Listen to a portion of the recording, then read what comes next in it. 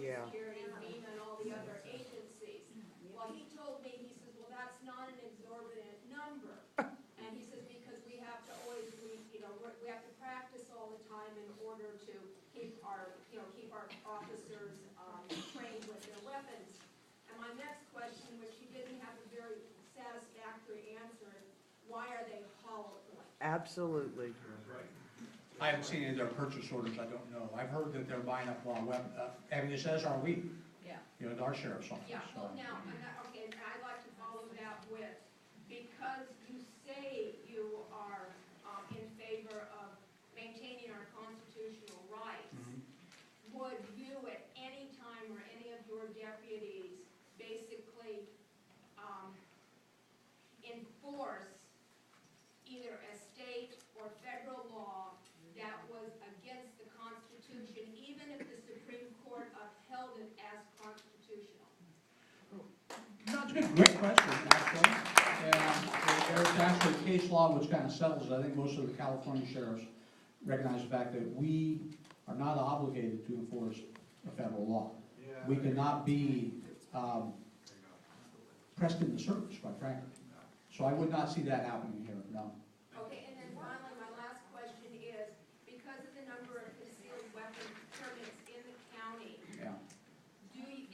it is my understanding that you have the authority to deputize citizens of Placer County. Would you do that?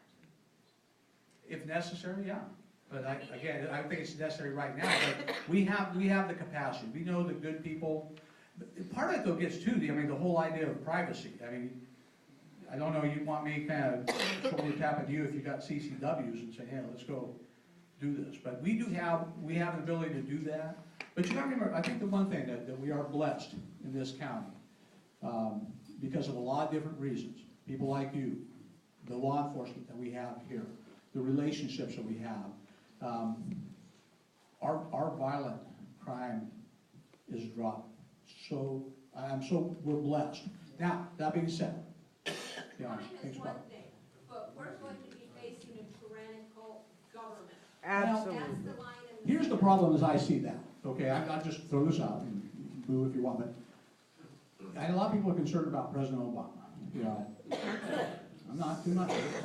Not. Because what I see, and I've been around a long time, is within 18 months, he'll be lame duck. The bigger concern, what comes next? And I think that that's the issue for me is the conservative America needs to find a champion. Because really then, and I've seen it before, I think, this is my belief, is that it's going to be lame duck. And I think that people like Doug LaMalva are going to push back on the things, the gun regulations. I just don't see them being successful. The problem is, you get another person like that. But that's where, again, I think it's just so important to understand. You look at the history of it, is that year and a half into this term, people are just going to be jockeying for position. People are going to be looking to them for support. They're going to be moving beyond that.